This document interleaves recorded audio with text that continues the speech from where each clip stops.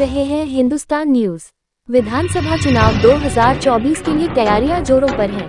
सभी राजनीतिक दल अपनी रणनीतियों को अंतिम रूप दे रहे हैं और जनता के बीच पहुंच रहे हैं। इस बार का चुनाव विशेष रूप से महत्वपूर्ण है क्योंकि विभिन्न पार्टियों के बीच गठबंधन और विभाजन की स्थिति है जो चुनावी समीकरणों को प्रभावित कर रही है।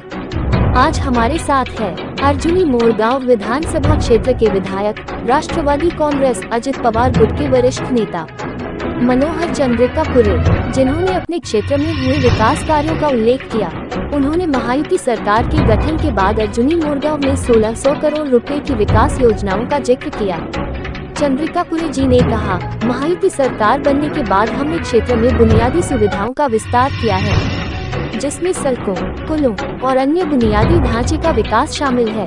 इस विकास कार्य को और आगे बढ़ाने के लिए मैं आगामी विधानसभा चुनाव में फिर से आपका प्रतिनिधि बनने की इच्छा रखता हूं। विधायक चंद्रिकापुरे ने जनता से अपील की कि वे उन्हें फिर से मौका दें ताकि वे अपने क्षेत्र में अधूरे कार्यों को पूरा कर सकें और नए विकास कार्यों की शुरुआत कर सकें। उन्होंने ये भी कहा कि उनके नेतृत्व में अर्जुनी मोरगांव क्षेत्र में विकास की गति और तेज होगी। आइए जानते हैं पूरी खबर।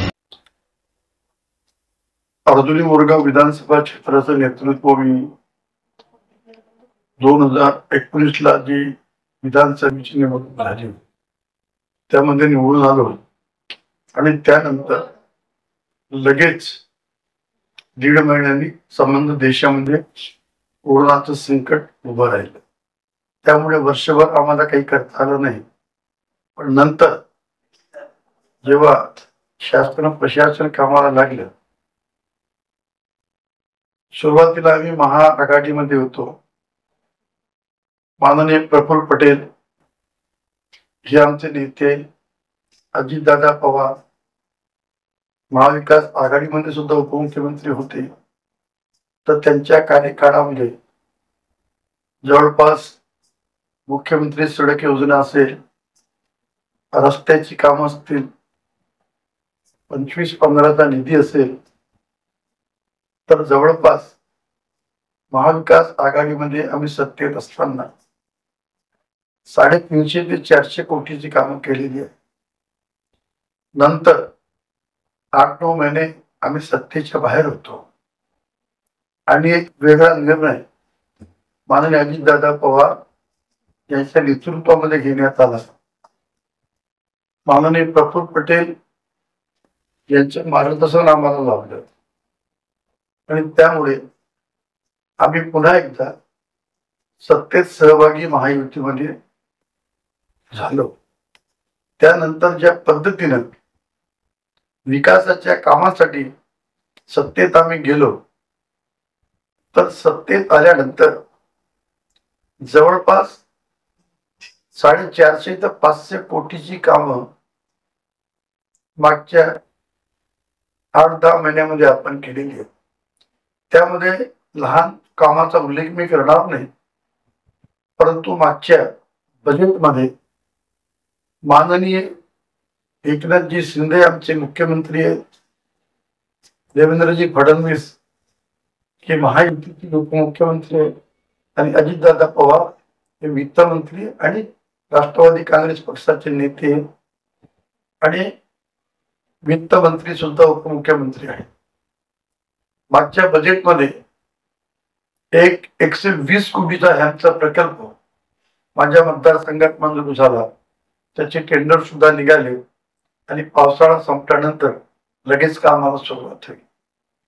नंतर अर्जुनी मोरगाव विधानसभा क्षेत्राचं मुख्यालय SD ऑफिस हे अर्जुनी मोरगावला आहे, पण गेल्या अनेक वर्षापासून त्या ठिकाणी शासकीय इमारत होऊ शकली नाही। परंतु मागच्या बजेटमध्ये 15 कोटीची शासकीय इमारत ती मंजूर केलेली आहे। या अर्जुनी मोरगाव विधानसभा क्षेत्रामध्ये आरोग्याच्या परतुऱ्या सोयी होत्या आणि म्हणून मागच्या बजेटमध्ये उपजिल्हा रुग्णालय सडक अर्जुनी आणि उपजिल्हा रुग्णालय अर्जुनी मोरगाव या ठिकाणी ज्या ठिकाणी ग्रामीण रुग्णालय होतं त्या ठिकाणी दर्जोन्नती करून त्यांना उपजिल्हा रुग्णालयाचा दर्जा प्राप्त करून दिला। एक 100 खाटेचा रुग्णालय होईल आणि एक 75 कोटीचा रुग्णालय होईल। अशा पद्धतीनं एक 72 कोटीचा प्रकल्प आणि एक 64 कोटीचा प्रकल्प माझ्या मतदारसंघामध्ये झालेला आहे. त्यानंतर केशवला जे प्रायमरी हेल्थ सेंटर होतं त्या ठिकाणी RS सुद्धा मंजूर झाले, ग्रामीण रुग्णालय सुद्धा मंजूर झालेलं आहे. आणि या पद्धतीने सर्वसामान्य जनतेला आरोग्याच्या सोयी त्यांच्या दारापर्यंत गेल्या पाहिजे, उत्तम त्यांना आरोग्य ठेवता आलं पाहिजे. त्यामुळे हा सुद्धा आरोग्याचा प्रश्न आम्ही निकाली लावलेला आहे.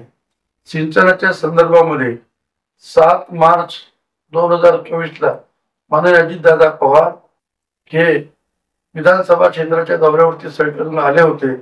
त्या ठिकाणी मी त्यांना सिंचनाच्या संदर्भात आपल्या मतदारसंघाच्या अडचणी सांगितलेल्या होत्या आणि जवळपास 192 कोटीच्या कशा पद्धतीने निधी माझ्या मतदारसंघात लागतो त्याकरता 95 कोटी रुपये इट्याडो धरणाच्या जो मुख्य कॅनल आहे त्याला जिओ मेमरी पाईपचं एक 32 किलोमीटर लांबीचं पहिल्या टप्प्यातलं काम आपण हातामध्ये घेतलेलं आहे. त्याला सुद्धा प्रशासकीय मंजुरी मिळाली. उमरदरीचा डॅम असेल किंवा बोरदुलीचा मध्यम प्रकल्प असेल या सुद्धा प्रकल्पाचे सगळे प्रशासकीय मंजुरीचे प्रस्ताव शासनाकडे गेलेले आहेत आणि जवळपास 150 कोटीचं काम या मागच्या 3-4 महिन्यामध्ये आमदार म्हणून मी करू शकलो.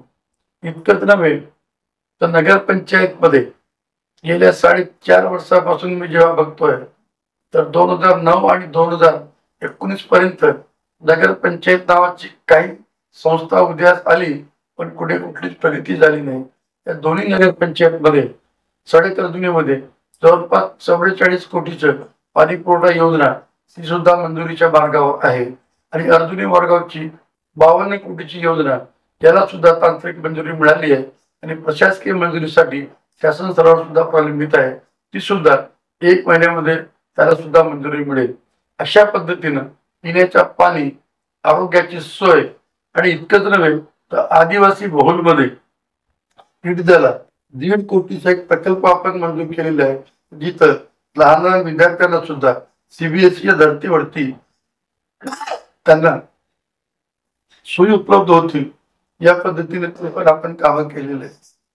अशा पद्धतीने छोटे मोठे कामं घेऊन आतापर्यंत माझ्या मतदारसंघामध्ये जवळपास 1650 कोटीचे मी कामं केलेली आहेत आणि त्यामुळे मला स्वतःला समाधान आहे. काही तुरळक रस्ते सुटले असतील ते सुद्धा रस्ते ODRचे असतील या सेकंड टप्प्यामध्ये मी मुख्यमंत्री सडक योजनेच्या टप्पा क्रमांक 3 मध्ये घेतलेले आहेत. आता 4 दिवसापूर्वी 57 कोटीचे सडकचे काम मंजूर झालेले आहेत आणि त्यामुळे रस्त्याचं काम असेल, पायाभूत सुविधा असतील, आरोग्याचा प्रश्न असतील, पिण्याचा प्रश्न असेल, या सर्व मूलभूत सोयी नागरिकांना उपलब्ध व्हावा याकरता मी प्रयत्न केलेला आहे. आणि त्यामुळे आता येणाऱ्या निवडणुकीमध्ये सुद्धा 3 महिन्यात मला जेवढं शक्य तलाट्यांचे भवन इथं आपल्याकडे नव्हते. 40 तलाठीचे भवन आतापर्यंत कोणी तलाट्याचे शासकीय त्यांना ऑफिसेस दिले नव्हते. मी 40 माझ्या मतदारसंघातले तलाट्यांचे भवन सुद्धा मंजूर केले. जवळपास ते 11 कोटीचे प्रकल्प आहे. एका ऑफिसला जवळपास 30 ते 35 लाख रुपये खर्च करून शेतकऱ्यांना इकडे तिकडे भटकावं लागणार नाही. त्या कार्यालयामध्ये दिवसा सतत तलाठी त्यांच्या सेवेला हजर राहतील अशा प्रकारे सुद्धा आपण शेतकऱ्यांची सोय सुद्धा केलेली आहे. आणि त्या दृष्टिकोनातून विकासाचे ध्येय समोर ठेवून पुढे सुद्धा आम्ही वाटचाल करणार आहोत. याबद्दल माझ्या मनात काही अजिबात शंका नाही आहे. नेतृत्व माननीय प्रफुल्ल पटेल यांचं आहे.